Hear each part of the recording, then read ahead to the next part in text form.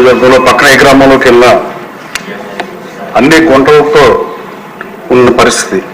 ఇష్టానుసారంగా అక్రమమైనం చేయటం వల్ల కేసరపల్లి ముస్తాబాద్ రోడ్డు కానీ, గోల్మపల్లి నుంచి వచ్చే రోడ్లు కానీ, ఇట్లా ఏ రోడ్డు చూసినా గత వైసీపీ ప్రభుత్వం రోడ్లు అయిపోగా ఈ అక్రమమైనం చేయటం ఉన్న రోడ్లు పాడైపోయి మళ్ళీ దాని మీద ఏమి చేయని పరిస్థితి. ఈ దుస్థితికి కారణం చిన్న మధ్యతరగతి కాంట్రాక్టర్లు రోడ్లు వేసిన తర్వాత వాళ్ళకి సగం డబ్బులు కూడా చెల్లించకపోవడం వల్ల బ్యాలెన్స్ రోడ్ వర్క్ కూడా పూర్తి చేయని పరిస్థితులు ఉంది. అలాగే ఎన్కేపాడులో సిమెంట్ రోడ్ సగం వేసారు అధ్యక్ష, సగం వేయాలి. ఒక పక్క 80 feet రోడ్ అయితే 40 feet, 2 feet హైట్లో సిమెంట్ రోడ్ ఉంటుంది, ఇంకో పక్క అలా కిందకు ఉంటుంది. అలాంటి పరిస్థితులు నా నియోజకవర్గంలో ఉన్నాయి అధ్యక్ష.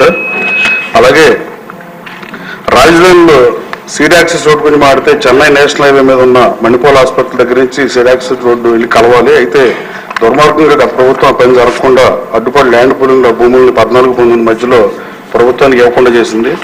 ఆ తర్వాత అమరావతి రాజధానికి నేషనల్ హైవే కనెక్టివిటీ లేకుండా కూడా గత ప్రభుత్వం కుట్ర చేస్తుంది.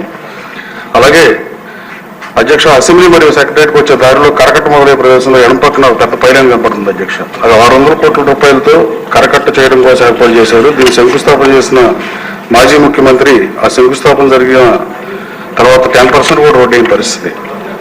అలాగే అట్టహాసంగా రోజు జగన్మోహన్ రెడ్డి గారు ఇదే అసెంబ్లీలో వీడియో ప్రజెంటేషన్ పెట్టి ఎగతాళిగా కరకట్ట రోడ్డు గురించి ముఖ్యమంత్రి గారి గురించి ఆ రోజు ముఖ్యమంత్రి గారి గురించి విమర్శించి తప్పుగా మాట్లాడిన పరిస్థితి.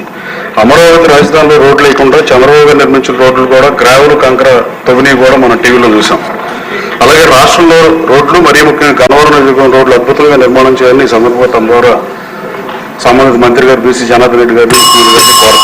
అలాగే గత ప్రభుత్వం అసలు ఎవరిని పట్టించుకునే పరిస్థితి ఉండదు అధ్యక్ష. వాజ్పేయి గారు రోడ్లు వేస్తే ఈవెన్ మన్మోహన్ సింగ్ గారు, టాటా గారు, ఏ పార్టీ అయినా వేరే పార్టీ నుంచి ప్రధానమంత్రి అయినా కూడా అది కంటిన్యూ చేసి ఆయన పోగిన పరిస్థితి.